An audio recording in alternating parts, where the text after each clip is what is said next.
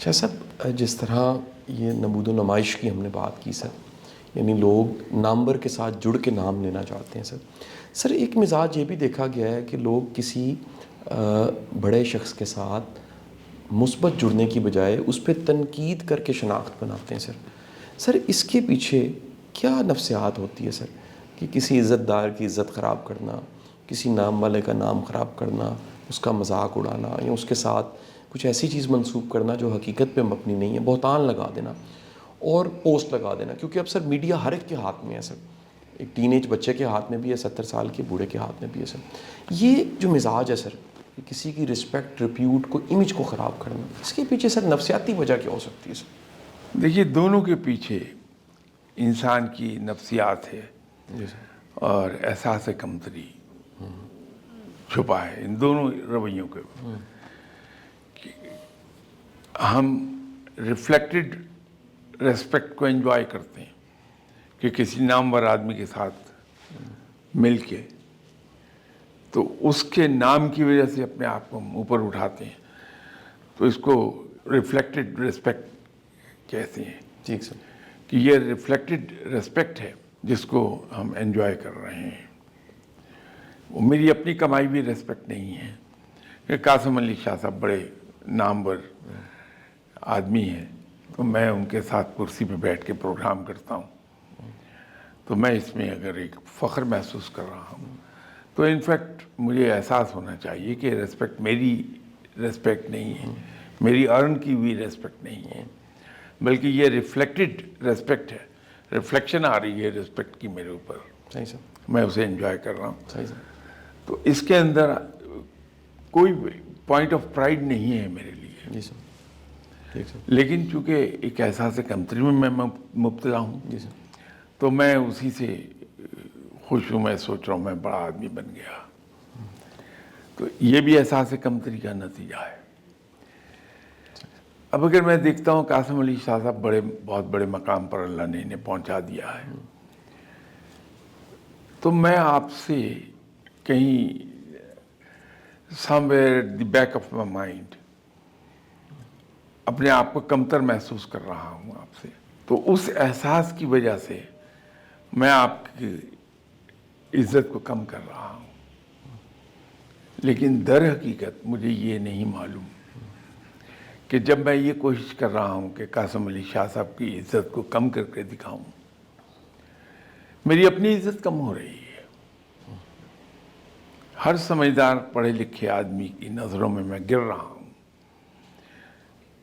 کہ سرفراز شاہ صاحب بڑے چھوٹے آدمی ہیں، کہ قاسم علی شاہ صاحب نے جو کچھ کمایا اس کو اپریشیٹ کرنے کی بجائے اسے کم کر کے پیش کر رہے ہیں۔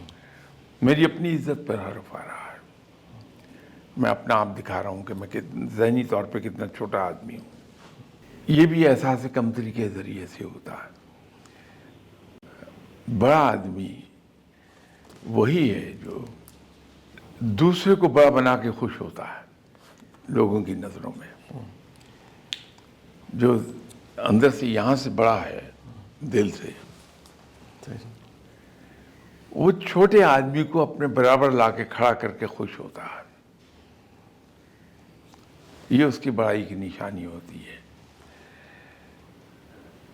ہر چھوٹا آدمی دوسرے کا کریڈٹ لینے کی کوشش کرتا ہے۔ ایک میرے باس ہیں جن کا کئی بار میں نے ذکر کیا، یہ 1974 اور 1975 2 سال میرے افسر رہے۔ یہ ریلوے سروس سے ان کا تعلق تھا، لیکن ہمارے پاس آئے ہوئے تھے، ٹرانسفر ہو گیا۔ ان کا کمال، ان کا نام ہے ایس ایم نقی۔ جو میں سمجھا لیٹر آن، جب میں ان کے ماتحت کام کر رہا تھا تو اس وقت تو اتنی ہوش نہیں تھی کہ میں ایسی باتیں سوچ لیتا۔ لیٹر آن پتہ یہ لگا کہ ان کا تو اصل مشن یہ نہیں تھا کہ افسری کریں، ان کا تو زندگی کا اصل مشن یہ تھا کہ دوسروں کو بڑا کریں۔ بہت اعلیٰ، یہی ان کی عظمت تھی۔ واہ، بہت اعلیٰ سر۔ انہوں نے ایک میٹنگ میں، ہم افسروں کی میٹنگ کال کی ہوئی تھی، تو اس میٹنگ میں انہوں نے ایک قصہ سنایا ہوا یہ کہ ہم میں سے کسی صاحب نے کسی کام کا کریڈٹ خود لینے کی کوشش کی. تو ان کا ایک طریقہ کار تھا, کسی کو شرمندہ نہیں کرتے تھے بھری میٹنگ میں. تو یہ بتانے لگے کہ سیکنڈ ورلڈ وار کا قصہ ہے کہ ایک محاذ پر دشمن کا پریشر بہت تھا. تو جو کمانڈر اس محاذ پہ لڑ رہا تھا اس نے اپنے پیچھے بریگیڈ ہیڈ کوارٹر کو انفارم کیا کہ میرے اوپر دشمن کا پریشر بہت بڑھ گیا ہے اور میں اسے اب مزید نہیں روک پاؤں گا, تو مجھے پیچھے ہٹنے کی اجازت دے دی جائے. تو اس کے کمانڈر نے اس کو کہا کہ you just hold on for an hour اور سو, تو میں ری انفورسمنٹ بھیج رہا ہوں.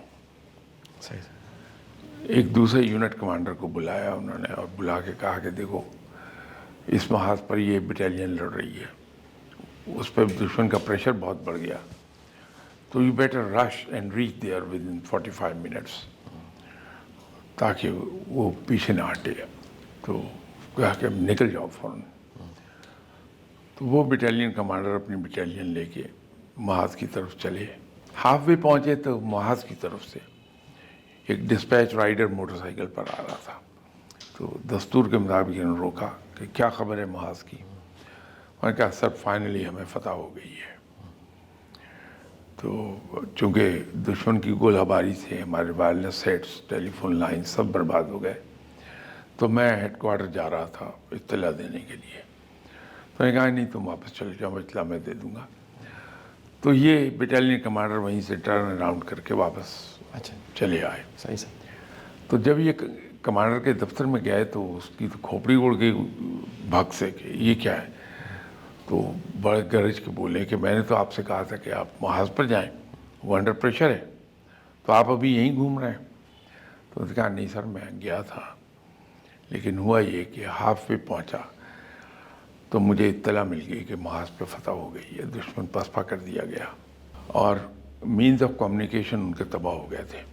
اگر میں وہاں پہنچ کے آپ کو اطلاع دیتا کہ سر دشمن پسپا کر دیا گیا, تو وہ سارا کریڈٹ میرے نام پہ آ جاتا کہ میرے جانے سے وہ فتح ہوئی ہے, اور یہ زیادتی ہوتی اس آدمی سے جو لڑ رہا تھا.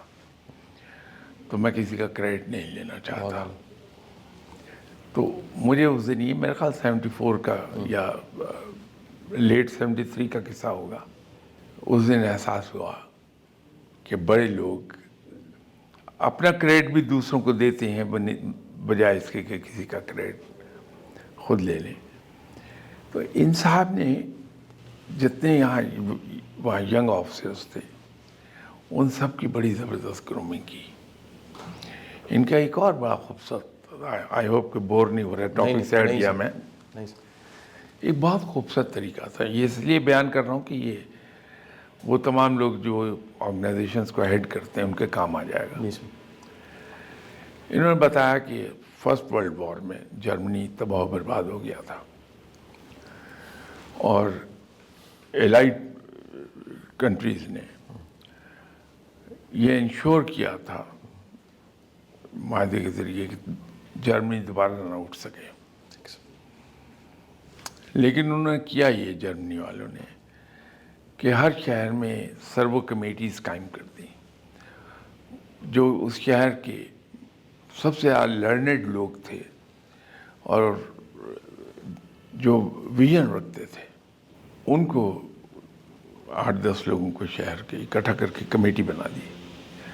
ان کا کام یہ تھا کہ جو نئے نئے بریلینٹ آئیڈیاز ان کے ذہن میں آئیں ان کو وہ آپس میں بیٹھ کے ڈسکس کریں اور جس پہ اتفاق ہو جائے وہ گورنمنٹ کو بھیج دیں. ٹھیک ہے سر. تو تمام شہروں سے آگے پھر ایک سینٹرل سرو کمیٹی تھی, اس میں چلے جاتے تھے وہ پیپرز. وہاں پہ بحث مباحثہ ہونے کے بعد پھر وہ گورنمنٹ میں جاتا تھا. تو گورنمنٹ اگر مناسب سمجھتی تھی اسے اپلائی کر دیتی, مختلف طور طریقے ہر فیلڈ کے. نتیجہ یہ ہوا کہ جرمنی بہت تیزی سے اوپر اٹھا اور سیکنڈ ورلڈ وار میں شروع میں ناکو چنے چبایا الائٹ فورسز کو. تو انہوں نے اس گورنمنٹ آرگنائزیشن کے اندر ایک سرو کمیٹی بنا دی 4 آدمیوں کی, 4 افسروں کی. ان کو یہ کھلی اجازت تھی کہ وہ بکس پر جتنا پیسہ ادارے کے چاہیں خرچ کر دیں، میگزینس پر، نیوز پیپرز پہ. خود بھی یہ پڑھتے تھے، تو جو گھر جا کے پڑھتے تھے میگزین، اور اس میں جو خاص چیز ہوتی تھی اس کو ہائی لائٹ کر کے اگلے دن لا کے وہ دے دیتے تھے کہ آپ چاروں ٹرن بائی ٹرن پڑھ لیں. جب وہ پڑھ لیتے تھے تو ان کے ساتھ ڈسکس کرتے تھے. Very nice. تو میں نے دیکھا کہ ہماری مینٹل ڈیولپمنٹ بڑی تیز ہو گئی. تو کبھی خود نے اپنی رائے دی، چاروں کو بلا کے کہ اچھا وہ آپ نے پڑھا کہ جی، پھر کیا خیال ہے آپ کا؟ حالانکہ یہ ہماری سرکاری ڈیوٹی کا حصہ تو نہیں تھی بات. چاروں سے رائے لے کے پھر اپنی رائے دیں گے کہ دیکھو تم نے اس کو یہاں پہ اس طرح نہیں سمجھا جیسے سمجھا جانا چاہیے تھا، یہ ایسے. اس سے ہماری مائنڈ کی ٹریننگ بڑی ہوتی تھی. صحیح سر. تو یوں انہوں نے اپنا جو 2.5 سال کا سٹے تھا ہمارے ساتھ، اس میں بے تحاشا گروم کر دیا. یہ جو آپ نے سوال پوچھا تھا اگرچہ وہ معاشرتی تھا، جی سر. لیکن اس کا تعلق ہماری مینٹل ڈیولپمنٹ سے ہے ٹھیک ہے سر. کہ ہمارا مائنڈ کہاں تک ڈیولپ ہوا ہے. ٹھیک ہے سر. تو اگر کہیں ہم ایک مشن زندگی کا یہ بنا لیں، جیسے میرے ان باس کا اسم نقی صاحب کا تھا کہ اپنے سے جونیئرز کو گروم کرنا ہے